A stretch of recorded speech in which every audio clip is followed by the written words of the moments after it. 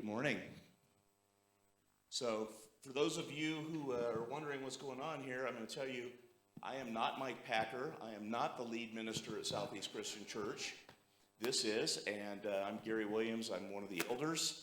And we did this last year, about the same time that we did our annual meeting and budget and stuff. And we thought it worked out all right last year, so we figured we'd give it a try again this year.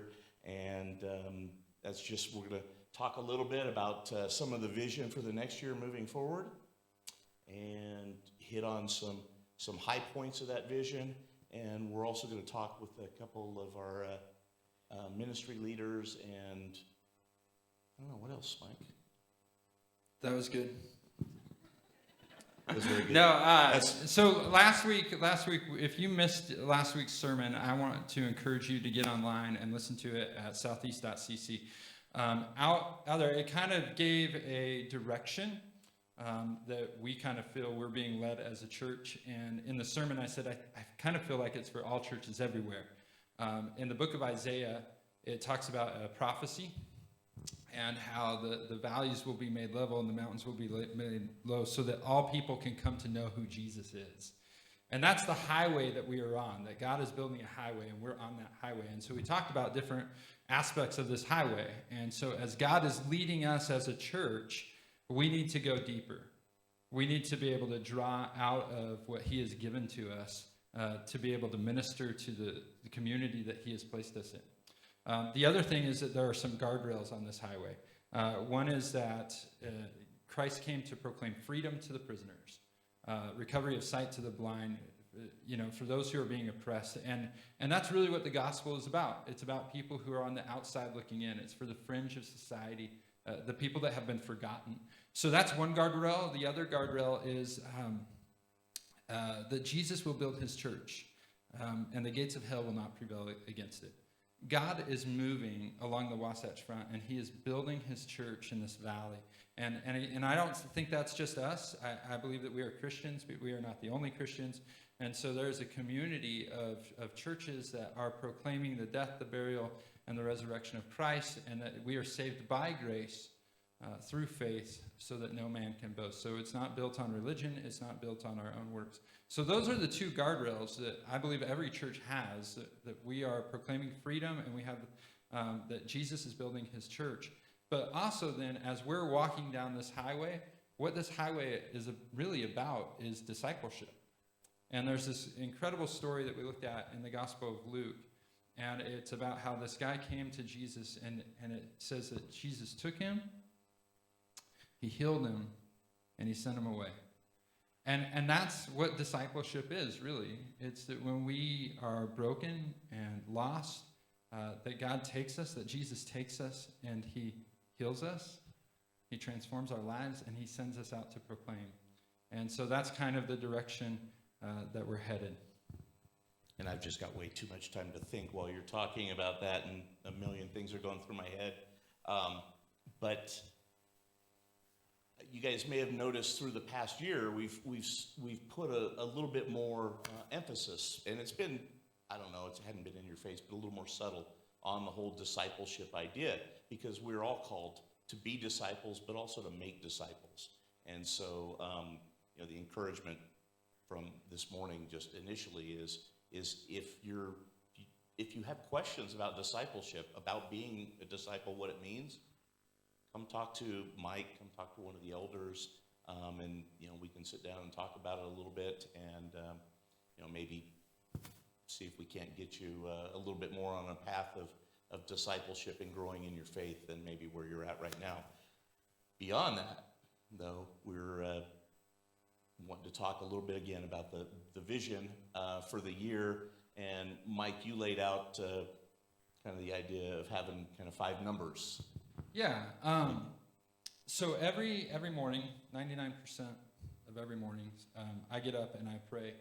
And I have specific things that I pray for. And I keep track of them in this little journal. And the other day I was running late, and so I just came to church. And it's very specific of what I'm praying for. And I wanted to make sure that I was praying for the things I was praying for because I forgot my journal. And so I sat down at my desk and I just laid out these numbers. And it just so happened, it wasn't planned, it just so happened that these were the numbers. And so we're just going to walk through those numbers today. 5 prayer points. And so here it is. It's 5, 4, 3, 2, 1, cow. Okay, and we'll get to the cow at the end. But here's what we're going to do. We're going to talk about the first one is 5. And 5 is for 50 baptisms. That's what I've been praying for, is that we would have 50 baptisms, 50 people coming and surrendering their lives to Christ. But beyond that, it's bigger than that. It's beyond that. It's baptismal waters stirred weekly.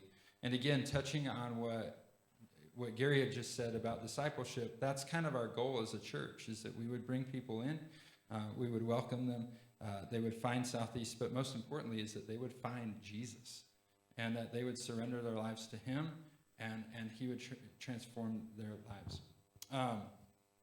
We have a diversity of people who come to Southeast on a Sunday. Some of you are doing great, which is fantastic. Others are struggling. And one of the best things that we can simply do is to love on people when they come through the doors.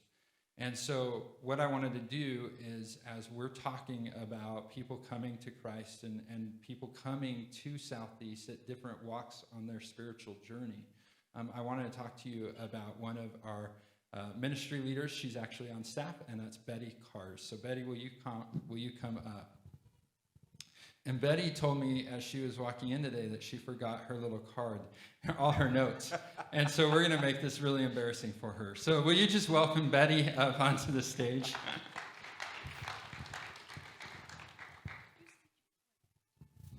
We know that wasn't true.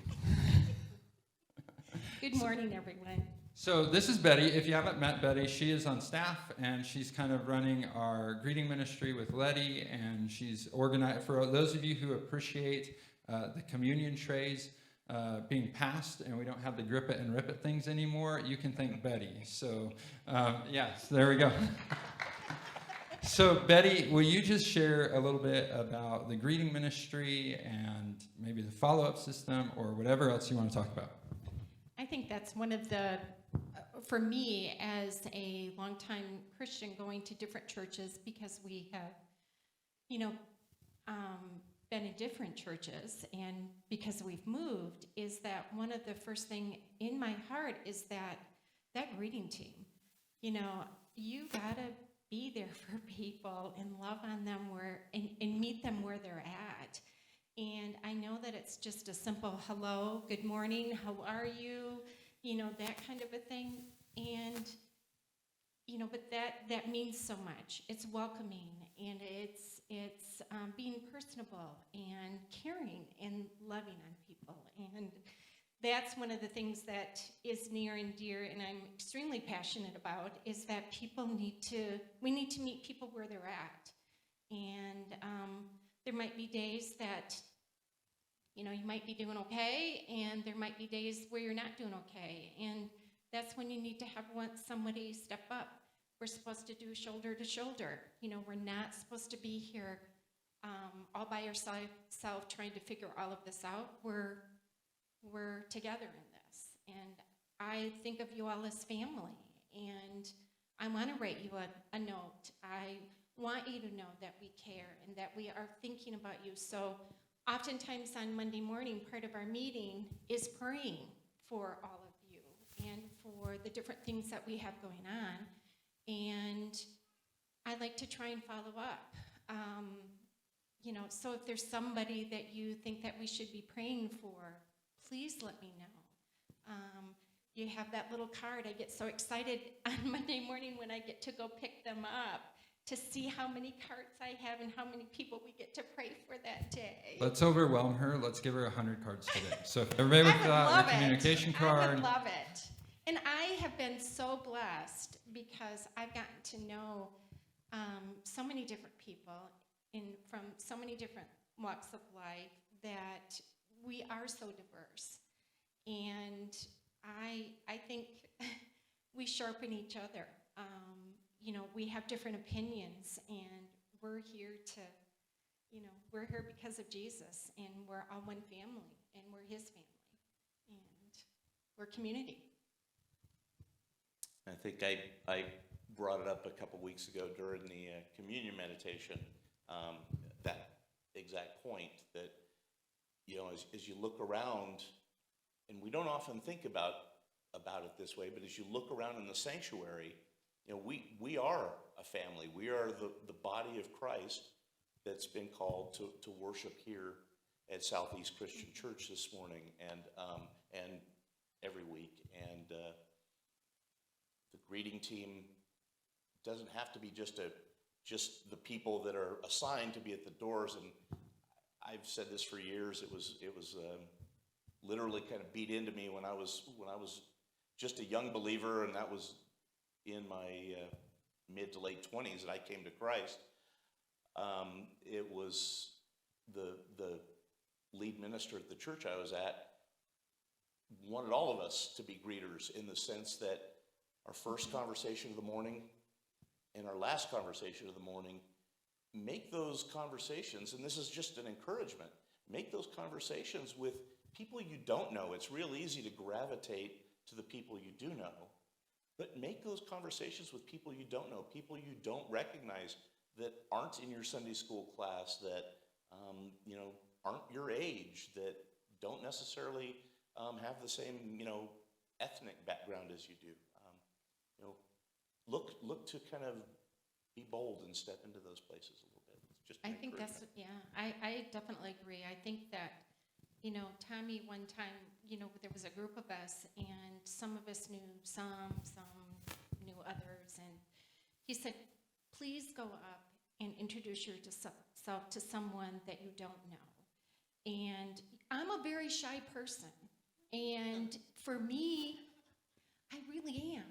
And You better take communion later. but I'm kidding. That's but not I how love communion people. works. I love people, and but I am shy, and so for me, I want to serve the Lord, and by serving, that means for me, welcoming, making people feel loved. I'm an old nurse, retired nurse. I loved my patients, and I took care of my patients, and I guess that's, your family, but I love you. I take care of, I want to know what's going on in your life. Come and have coffee with me. I think I'm a good listener. I think that's what we're all about, is walking with each other. And she has candy in her desk, which my kids have found. They know where the secret stash is, too, if I haven't resupplied it, too. So Joel has. Well, thank you, Betty. I Thank just you. really appreciate you and everything that you're doing for Southeast and our family. And again, like you mentioned, we have no idea what things are happening in people's lives when they come in through those doors. So, or when they're watching online, or they meet us through the week. So thank you for just welcoming people and encouraging others too. Thanks, Betty. And just moving down the list, 5 was 50 baptisms, and 4. 4 was 400 in weekly attendance. And like I said, this is what I've been praying for, right? So as I laid it out, it just kind of happened to fall on this line. 4 is for 400 in weekly attendance. And this would be a healthy church size for us and the location that we're at. Many of you have been with Southeast for a long time, and you've known times where we've had a ton of people coming to Southeast, and there's been seasons where we have not as many people coming to Southeast, and God has been faithful through all of that. And so when I step back and I look about the ministries that we have, 400 would be great. If God grows us beyond that, praise Him, right? But that's kind of the next number that we're looking at is 400 people. That would allow us to do certain things that we just can't do now. One is we'd probably be more financially stable. We'd be able to hire a youth minister. That would probably happen before that. But I think most importantly, and this is the number that I have on this is the reason that number came about. is that at 400 people, we would be able to hire an associate minister who we could then send to go plant a church in the valley somewhere. So we have people that want to come in. Maybe some of you have known them, where you hear about a church popping up somewhere in the valley, and you're like, that's fantastic, that's great. And then a few weeks later, a few months later, or maybe even just a few years later, that church closes down. A lot of that reason is because they're not used to the cultural environment that Salt Lake is. And so they move in, their families aren't connected, and it just kind of fizzles out. What our hope would be, working with one of the mission organizations that we work with, the ICPA, Intermountain Church Planters Association, is that we would actually be able to hire somebody that would plant a church through them at some point. And so they could actually be in the valley for a season before launching. And just, so that's kind of the vision, is to be able to grow to the point where then we can be a planting church again. Yeah. I mean, it's been a little while since we've had one go. We've got some different needs in terms of growth. We've got different groups of people that need to be served. And one of those, I think you and I know we've talked extensively about it, is families, young families especially. Yeah, and a lot of times, so when you think about a church and growth, a lot of it is kind of like your fishbowl, right? Like a fishbowl, your fish will grow to the size of fish that you have. And so a lot of things about ministry are the same way. Like, you will grow to the size of ministry that you're structured for. So once you get over 100 people, then you kind of have to think about like systems and following up intentionally and that type of stuff. With 400, it's the same thing. And the reason for this is because if you have a family that's coming and they have kids, you want programming for them for a variety of reasons. But let me kind of explain it this way. I grew up in a church home, right? Like, I don't know what it's like not to go to church. And so if I was acting up let me rephrase that. When my kids were, when my brother and sister were acting up in church, my mom and dad could look at them and they could deal with it, right? Because they were believers.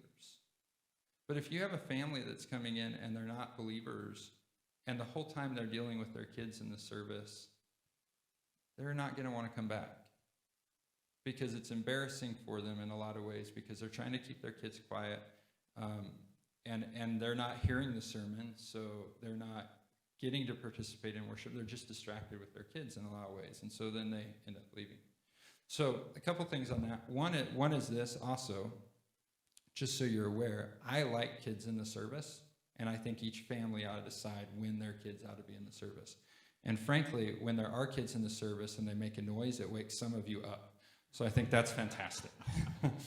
Okay? But the other part is it's not just our children's ministry, it's our greeting ministry, it's the worship team, having more people on the worship team, it's the building and grounds as more people are coming through, it's having a structure for groups, and we'll talk about groups here in a minute, to have enough Bible studies to come. So does that kind of make sense? Absolutely, and we've got somebody who has been specifically focused on the children's ministry for a while, and we wanted to have her come up for just a couple minutes, same way as Betty did. Julie, if you'd come up and you can share a little bit about the children's ministry. Julie's awesome.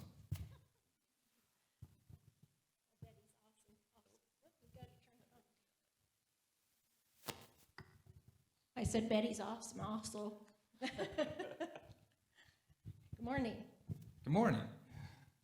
Tell us about the children's ministry. Okay, so children's ministry, I took the job a little bit, right after January. And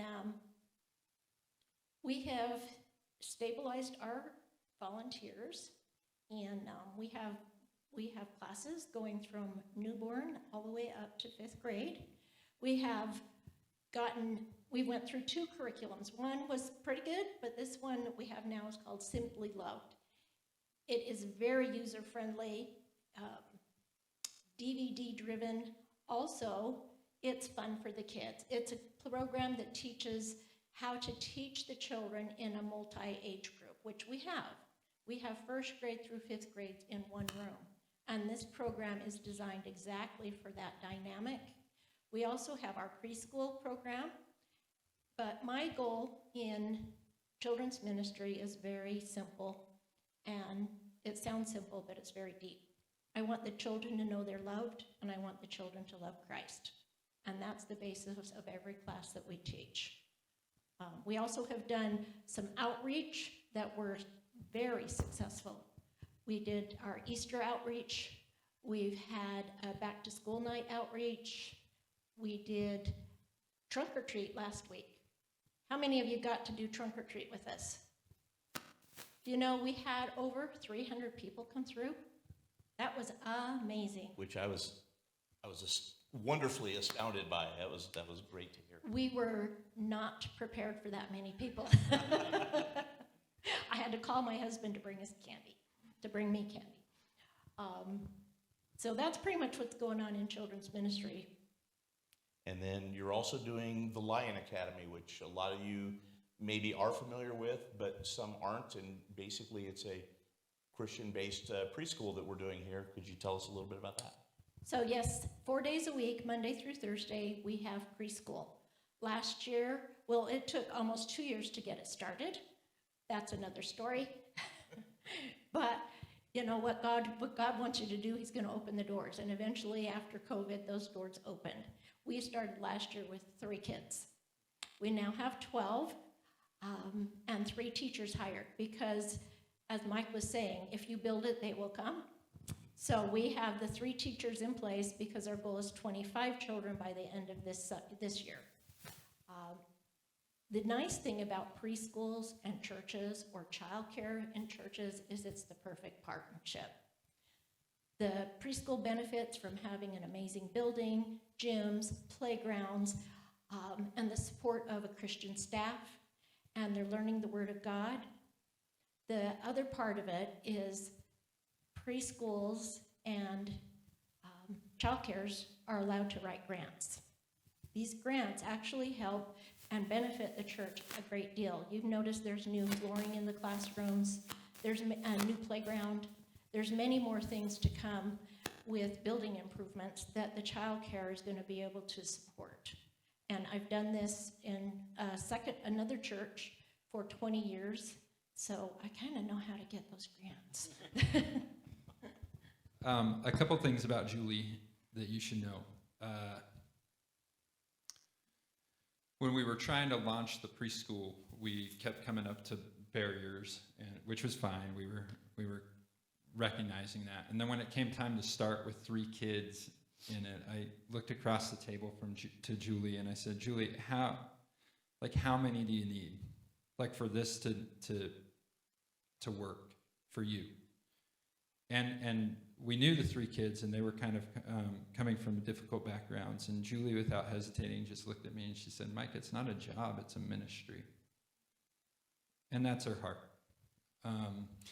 And then a couple of months ago, I walked into my office, and there was a jar with a bug in it. A big bug. A big bug. And I didn't know how it got there. Long story short, Julie put it in there for Joel. So we had a bug in our kitchen for a couple weeks before that bug started attracting other bugs. But the reason I bring that, we got rid of it, don't worry. All the other bugs left when we started having Bible study at our house. I think they went home with no, I'm kidding. But the reason I say that is because everything that Julie does is through the lens of the kids. And it's been amazing to just watch her do it. She'll connect with your kids quicker than she'll connect with you. And that's just been a blessing to watch her heart for kids. And I'm just, again, same with Betty, same with Julie. I'm just so grateful and proud of the team that we have at Southeast. It's really amazing. Thank you. So thank you, Julie. Thank you. I love what I do. And yeah, thanks again. Thanks, Julie. Spend some time, get to know her a little bit. We still could use some more volunteers to help with the children's ministry. Always. Always. VBS, in the summer especially. Thanks.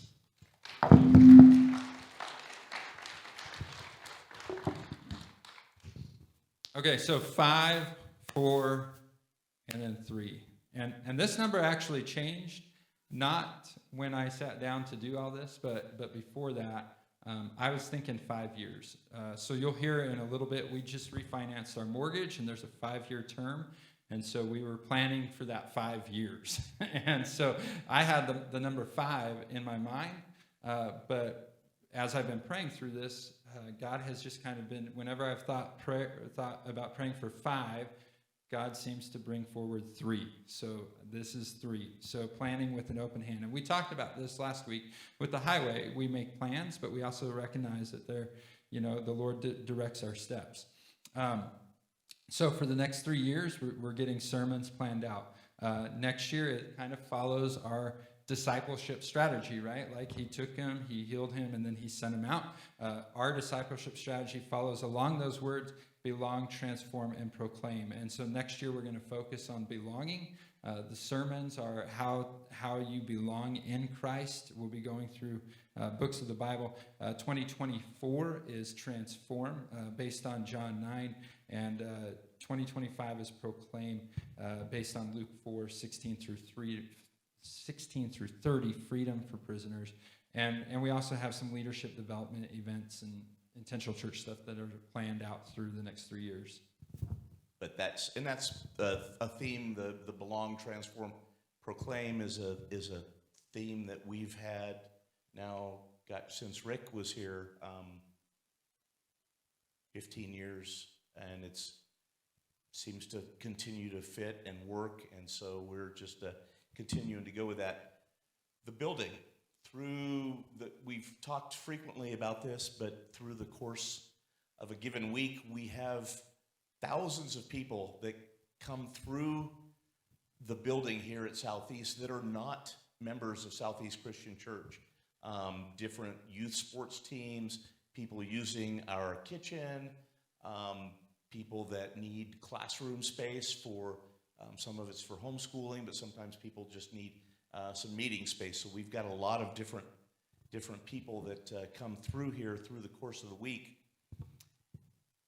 And we've got some big plans afoot. Mike talked about refinancing the building, and we've taken all the steps to do that. And we've begun to take steps to do some building improvements that needed to happen in an aging building like we've got. So we've got Sharon is leading the team that kind of continually is looking at the building condition and the needs for the building. And if, Sharon, if you could come up and talk for a couple minutes. Yeah, and as she's coming up, just a couple things about that. Yes.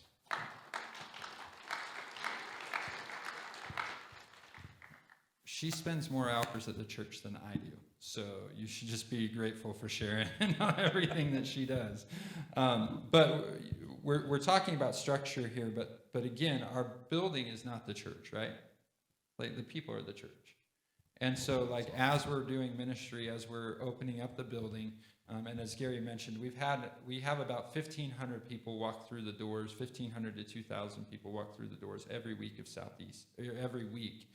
And the goal is to build a bridge. And that really, working together, that's one of the things about the trunk or treat that we had, is that we had a lot of families that came through these other activities that are happening at the building and coming to some of our events. So that's kind of the goal, is to build the bridge.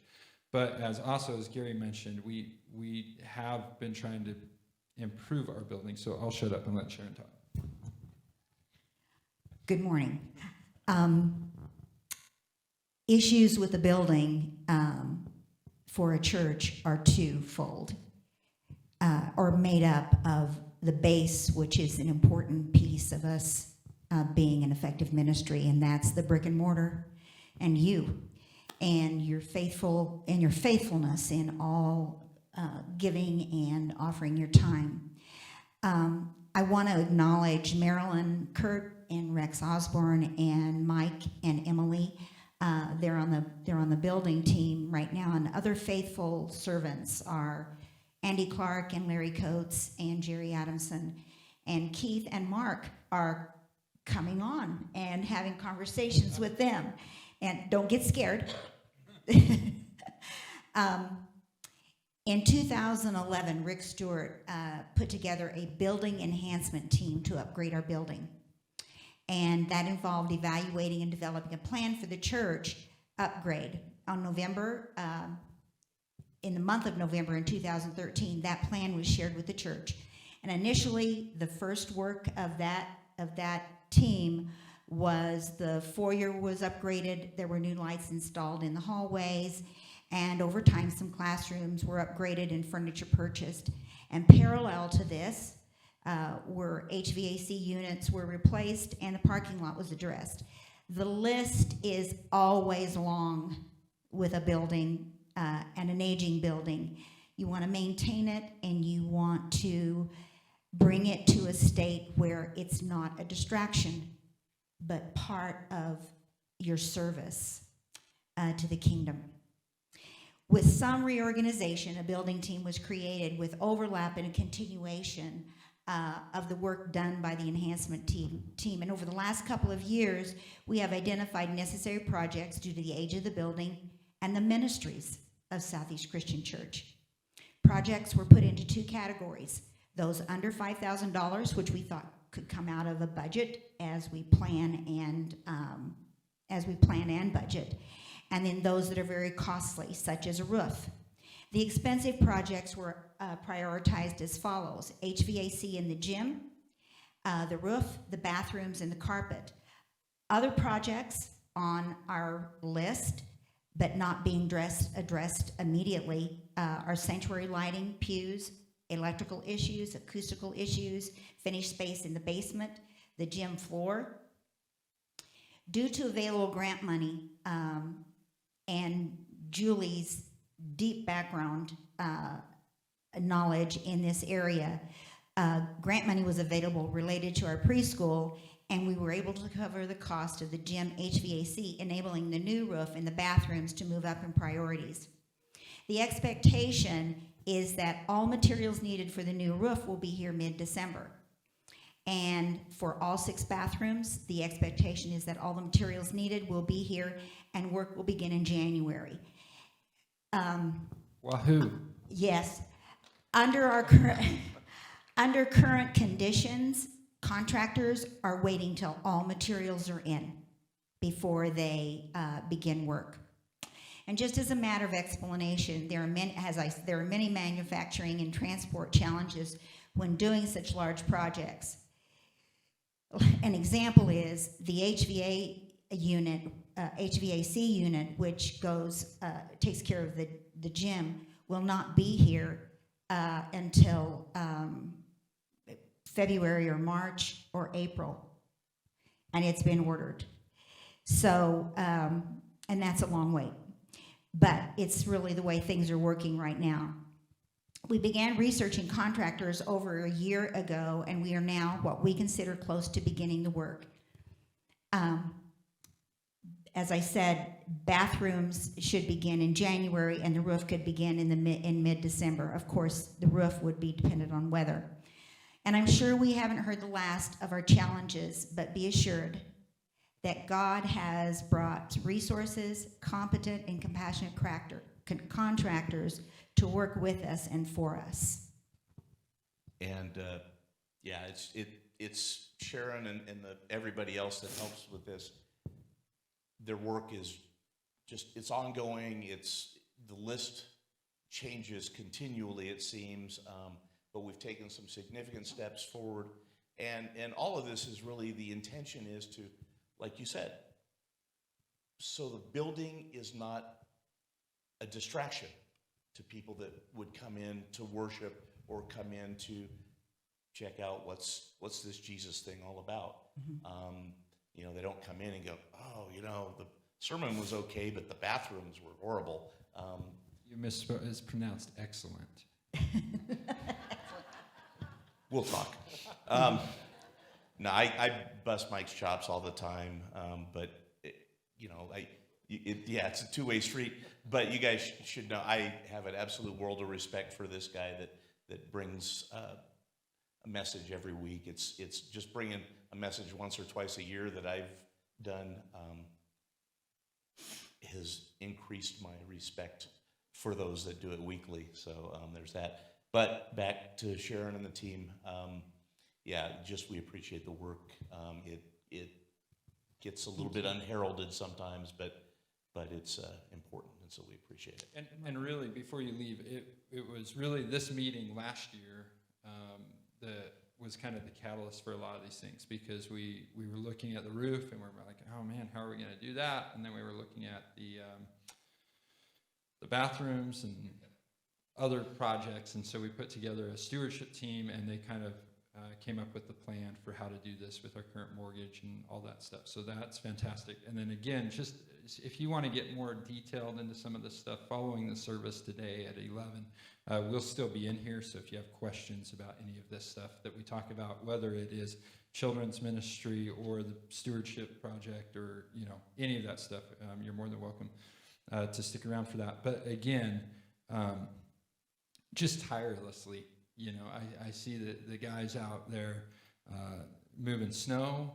mowing lawns, cleaning bathrooms, emptying trash, and their servants. And you try and stop them, or you try and help them, and it's always, this is my ministry, this is what I want to do.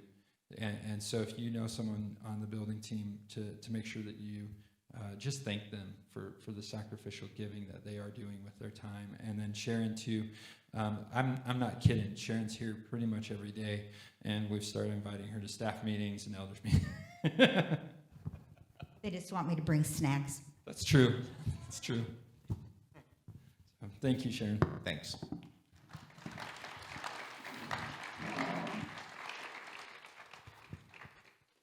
So countdown continues, 5, 4, 3, 2. 2. So I've been praying for 20 groups, and this is where the math doesn't work, because if we have 400 people, we need more than 20 groups. But I've been praying for 20 Bible study groups. I love this. This is just one of those quotes that you hear, and it just kind of directs, it puts you on a trajectory when it comes to ministry. But Max Lucado, he said this: before the church had pulpits and baptistries, she had kitchens and tables.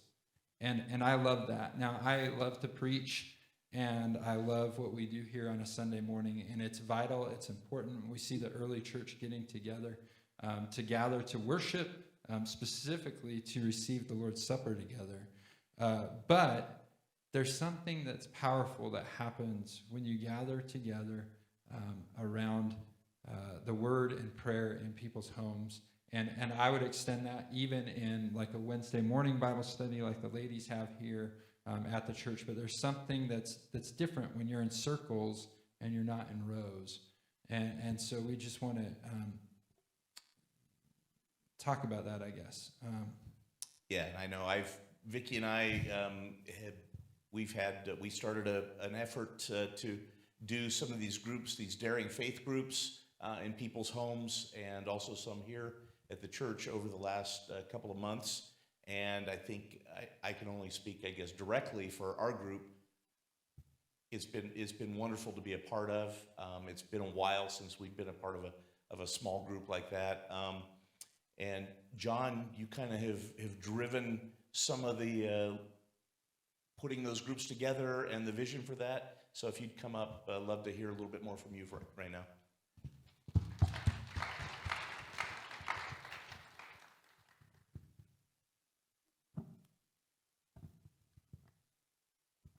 Good morning. Morning. Oh, So just how's it good. going? It's How are pretty the good. groups going? They're going pretty well.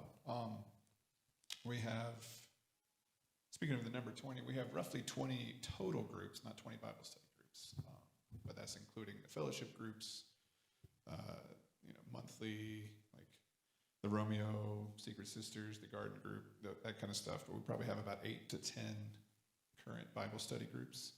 And a lot of those started with that Daring Faith push that we had. And I think all but one are continuing past that 6-week series. And So I've been encouraged by that. And some haven't finished the 6 weeks, just Well, saying. hey, that's fine. Yeah, we've kind of juggled our weeks a little bit, but No, yeah. But one thing I did want to share this morning were some verses that kind of guide me going forward with the groups and kind of keep me focused. One is a passage in Hebrews 10, 24, 25. And let us consider how to stir up one another to love and good works, not neglecting to meet together, as is the habit of some, but encouraging one another, and all the more as you see the day drawing near. And another is 1 Thessalonians 5:11. Therefore, encourage one another and build one another up, just as you are doing. And finally, Proverbs 27:17. As iron sharpens iron, so one person sharpens another.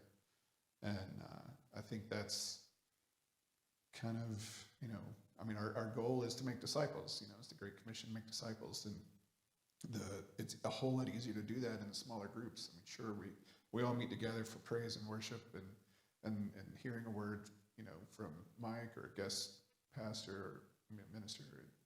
It's just, those are important, but, and Jesus spoke to crowds too, but he also spent most of his time teaching his disciples in a small group.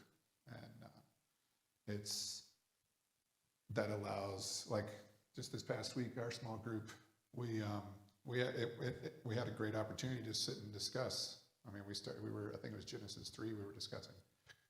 And I just really loved being able to hear from others and, just go back and forth, share our questions, our doubts, our things that we've learned that we can share with others. And it's just, I think that's kind of that's the point, is doing it together. And it's so important to be part of a group, whether it's one of these fellowship groups or a Bible study or something. Like, you need to be connected. I have a list of people that I need to call, and I had that list on Thursday last week. And guess what? I still need to call those people this coming week because I didn't get to it, and your staff can't get to it. Betty can't get to everybody. We're getting to the size where the body really needs to minister to the body. And it's not just in ministry teams, it's in groups. And so I think sitting across the table from somebody, sitting across whether that's a kitchen table or a coffee table, it's just super powerful. And so I've been grateful for John and the involvement that he's had leading that during Faith Campaign. And then I know he's got plans moving forward with the group ministry too. Yeah, over the next couple of months, I'm going to be implementing a system. You talked about once you get over 100 people, you need to start putting systems in place. And so it's going to be a system to encourage, support, and equip both existing group leaders and any new group leaders as we grow, getting closer to 20 groups and beyond. And it's going to go along the same, it's not just that we want to encourage, support, and equip the group leaders. The whole purpose of that is so they can encourage, support, and equip their group members, and we can all encourage and support and equip each other. And we can have accountability. We can have, and it's along the belong, transform, proclaim. Like I'm using that as a guideline. Next year is belong for the whole year, but I'm going to use all three of those on a rotating basis through the year to try to, as I reach out to the group's leaders, I'm currently equipping myself so that I can equip others. yeah, and it's for those of you who have not been a part of a small group ministry or even a Sunday school class here.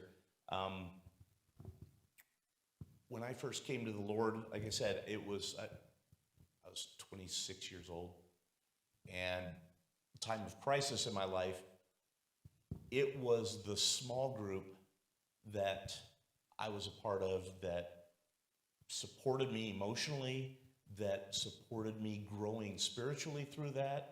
And over the years, small groups have continued in my life to just be integral to spiritual growth, building a fellowship. We can't be the church if we're just out there all by ourselves. You know, we're the church when we gather together, when we gather and share a meal, share experiences, get into the Word, and how is the Word affecting, you know, your life. So I'd encourage everybody, be a part of a small group if you're not already. We're going to continue to do them through the new year. Again, many are continuing. We're going to start up a couple new ones. We're going to work on equipping some leaders. So it's all good. John, thanks again so much for the work you're doing with small groups.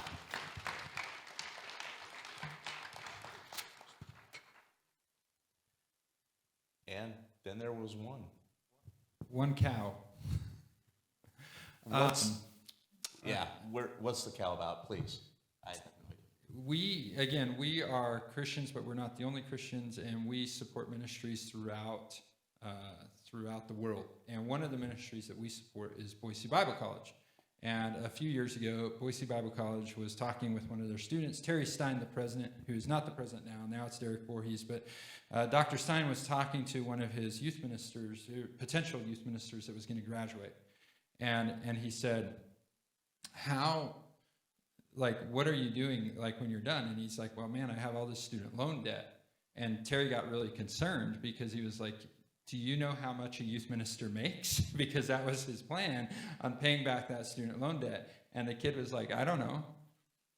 And Terry was like, we got to do something about this. And so Boise Bible College at the time, they made a commitment to get out of debt to do some things with their students so that all the students that graduate from BBC can graduate debt-free as well. But part of that then was the story that Terry would always talk to me. I'd ask him how he was doing, and he said, well, here's what it is. He says, for every beast of the forest, he says this in the Psalms, this is God. For every beast of the forest is mine, the cattle on 1,000 hills. I know all the birds of the hills, and all that moves in the field is mine. And he says, so God owns 1,000 cattle on 1,000 hill. I'm just asking him to kill one of those cows for me and BBC. And so that's my prayer, is that God will kill a cow for Southeast Christian Church, and somebody will come and we will be debt-free at some point. Now, we're praying for that, but we also recognize we need to be good stewards. And as we were talking, as we're listening to this and we do our quarterly updates and all that stuff, I was just thinking about how God just has sustained Southeast Christian Church over the years. And it has just been amazing to watch that. And so we're grateful for that. And so we are trusting in God's provision. So that's what I've been praying for. 5, 4, 3, 2, 1, cow. And it does. It says it right here. If you don't believe me, you can look. You can look in my journal. It says cow. Okay, and do we have a video that's Yeah. corresponding to that? Normally, Also, Emily has been keeping the books for us, and she's been doing a fantastic job, and that has become her primary role at Southeast. Pay the bulls. That's one of the cows that needs to get killed. Pay the bills and all the stuff that happens with the finances, and she has been doing an amazing job. However, we sent her to ICOM, the International Conference on Missions, this week, and so she is not here to be able to interview her. And so who scheduled her airplane flights? I'll let you take that up with her. Okay. Well, we'll have a discussion when Em gets back. Yeah. No, it was a great thing to send. It was an opportunity we had to send her just to, help her build a little bit of a vision, maybe for missions more, but also just to connect with other believers from around the country and around the world. So neat opportunity there. So she put together a video, and we're going to take a minute and watch it right now. Morning, Southeast. My name is Emily Wallace, and I am the ministry assistant and treasurer here, and I would like to bring you our quarter 3 update. You'll remember this slide from quarter 2. This is our budget. Our budget expenses are $598,048.89. So I'm sure you've heard the last couple weeks in the announcements that we have built and are working to approve the 2023 budget. So if you've not seen that yet, go ahead and head to the information desk and pick up one of those. So as a reminder, Q3, which is what we just closed, is through September 30th. So these numbers here are from January to September and do not include October and November. So in a perfect world, our budget would be 75% income and expenses, and that number would be $448,536.67. Our actuals over here in the blue column, we have received 65% of our projected income. That number turns out to $388,973.51. Our expenses, if you remember in Q2, we're also behind, so that's a plus. We are currently sitting at 72% of our expenses, which turns to $430,855.87. So in summary, we are 7% or $41,882.36 behind for the first 3 quarters. As a reminder, last quarter, I asked you, some of you, to help us out and stretch our dollar by changing your giving methods. So by changing from credit card or ACH to a bill pay or a check, we have saved some money there. And some of you have also switched from credit and debit just to ACH. You can see those are a much lower fee. So if you were one of those that switched, I think I had about 7 different families contact me, and I know if you did it on their own. And that has saved us about $100 a month by making that simple switch. So if you would like to make some sort of switch on your giving methods, feel free to let me know. I will be back in the office on Monday. So tomorrow, I'll see you all. What's next? This is our fun part of the Q3 update, is I need to prepare everyone for Q4. So are your contribution statements. I would like to apologize because in Q2, we stood up here and said that we would send them and then we didn't. So I am sorry, and we will send them out when I get back into town. I'll start working on them tomorrow. So with your statement, once you receive it, if you wouldn't mind, please check for the accuracy. So if you're seeing a gift that you have on your records, in your checkbook, whatever, that's not on your contribution statement, my email's down here at the bottom. Shoot me an email and we can work together to get that fixed on your statement.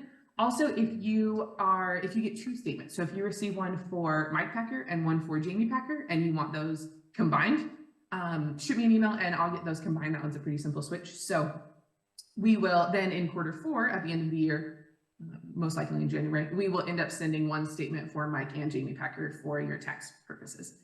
If you do not receive a statement and you think you should have given one, please contact me. My email, again, is down here at the bottom. Shoot me an email and say, hey, Emily, I'm not seeing this.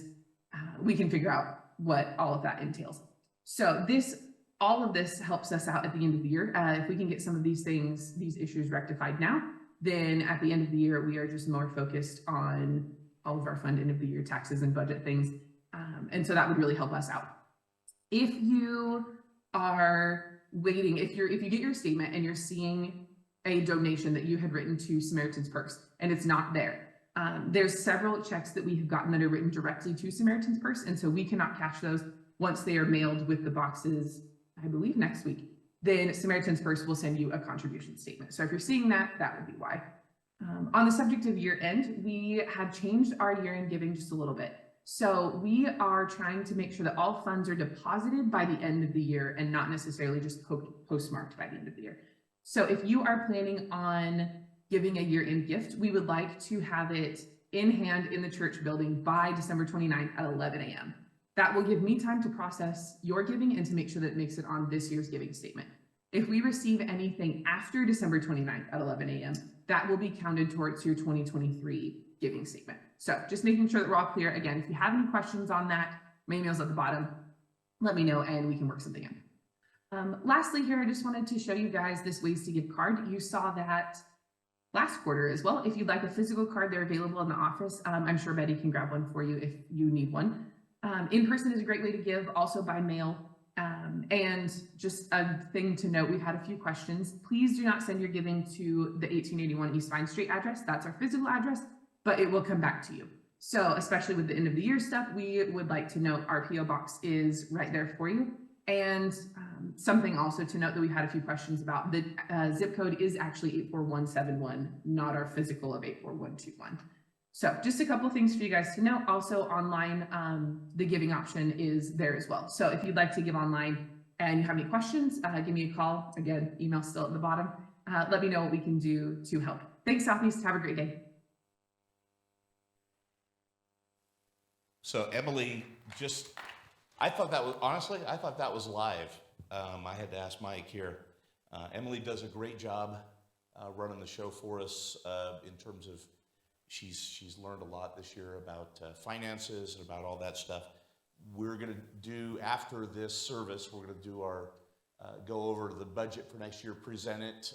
There's plenty of time there for questions. We have a far more detailed budget and a far better picture of where we stand financially than at any time that I've ever seen in serving on the elder board. So we can spend some time talking about that in detail after this. Next up, we did some surveys a few months ago. Some of you may have taken part in surveys. We did a few of them, church health surveys, spiritual health surveys, and also surveys about organizing when our services are. And we're going to spend a little bit of time talking about that. So Mike, Okay. you want to dive into that piece for it? The first one was the Healthy Church Assessment Survey. So this was put on by Dean Troon, and we got that back. And there were a couple things that we recognized we need to work on. One is discipleship, which we're working on. You may have seen some subtle changes. But again, Dean's going to actually be here, and he's going to give a workshop on discipleship in the coming weeks. So look for information on that. The next one is evangelism. And so we're going to kick off the year with a sermon series. We're actually going to be partnering with the ICPA and 100,000 Souls. I'm really excited about that, and giving you evangelism tools. Most people in America will not share their faith with somebody. It's a sad statistic, and so we want to be able to equip you so that when the opportunity comes, you will be able to share your faith with somebody. And so there's the heart beyond that. The other one is emotionally healthy discipleship, and there's some things that we're doing internally on that. And I'm rushing through these based on time. The second survey that we put out, and we just put this out, and it's Sunday morning worship schedule. So there it is. This will be our new schedule starting on the 25th. We heard back from the masses. I was actually incredibly impressed by how many people returned this survey to us, because normally we don't get that many, but we had about 85 surveys come back in, so that was fantastic. So we're going to switch back to similar times to where we were before COVID, 9:15 to 10:15 for Bible study, and then 10:30 for worship service. That's kind of splitting the difference for those that wanted a earlier worship service and those that wanted a later worship service. This way you can still be out by noon, unless we do something like this, in which you'll be out by 1 p.m. But out by noon for lunch and all that stuff there. If you have questions about that. The reasoning being is we got a lot of feedback. One is this. It's easier for families, for people with kids. Here's another one is if you were to invite a friend, they would want a later start date. That was another one. And then the third one was it's easier to do events. So like First Step or potlucks following the worship service rather than having it, have that gap with the Bible study in between.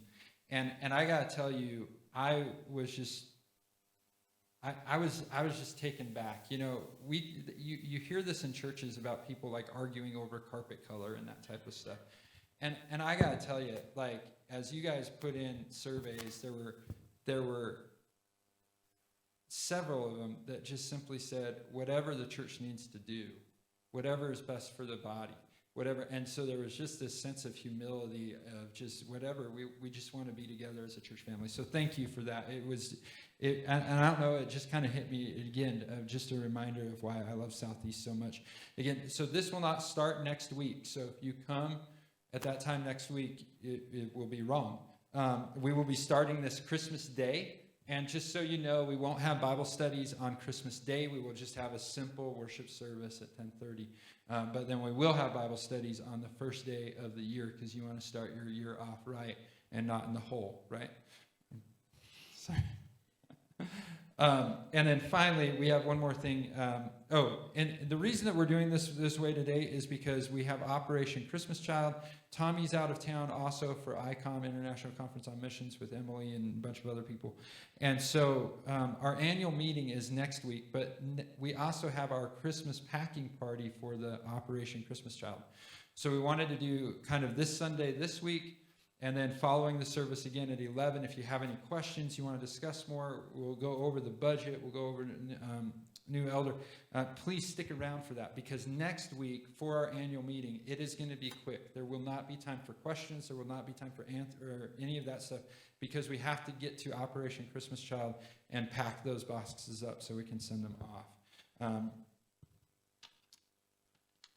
And then finally, go ahead. You were gonna say I'd just say we've got Christmas and Thanksgiving still to talk about real quickly, briefly. Hit it. Thanksgiving potluck, 11/20 at 5 p.m.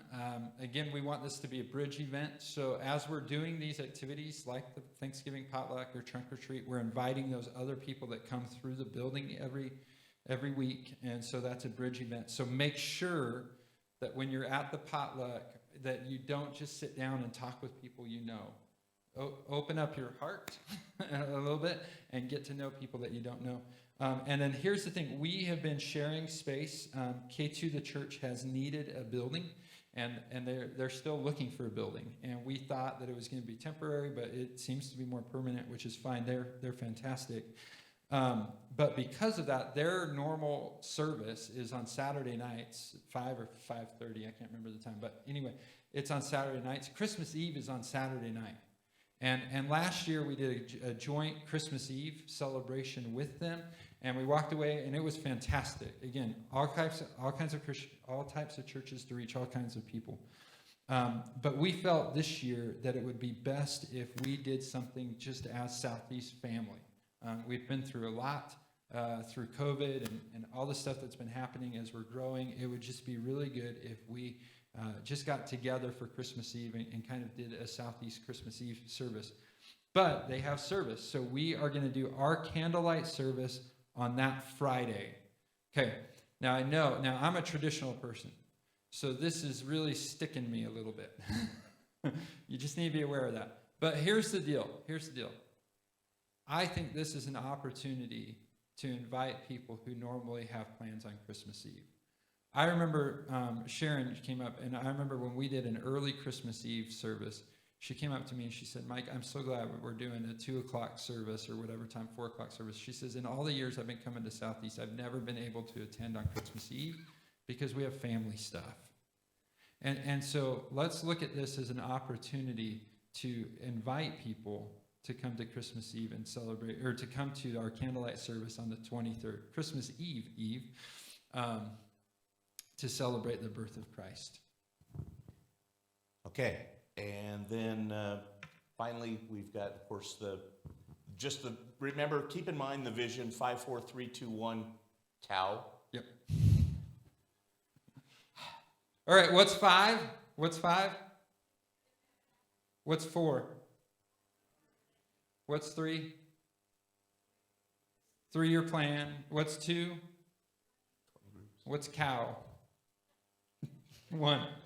Trusting for provision, right? Yeah. So you can write this, you can go home and write this down and be praying for that. Let's be praying for that. I'm going to ask Gary to pray right now, and then we're going to receive communion. And I know we're getting short on time here as we turn the corner here, but I just want to remember this communion is why we gather. So I know it's like, oh, we got to get moving. I want to encourage you to just kind of still your heart for a minute as we pray, and then we're going to receive communion. The band's going to come up. Go ahead. Heavenly Father, thank you, Lord, for all that you bless us with, for Jesus who died on the cross, for the Holy Spirit that lives in all believers, and just for all your provision, Lord, that you have made for us, not only at Southeast through this past year, but through the history of the church. We just want to thank you. We want to acknowledge you as the giver of all good things, Lord, and Thank you for my brothers and sisters that are here this morning, those who are members of the church and those who are visiting or part-time attenders. I thank you for every person that's here that chose to take the time out of their week and out of their day to come to be a part of this worship time. As unusual as it may have been, Lord, it's part of what we do as a family, and we just want to thank you for that. We want to acknowledge again you as the giver of all things. It's in Jesus' name.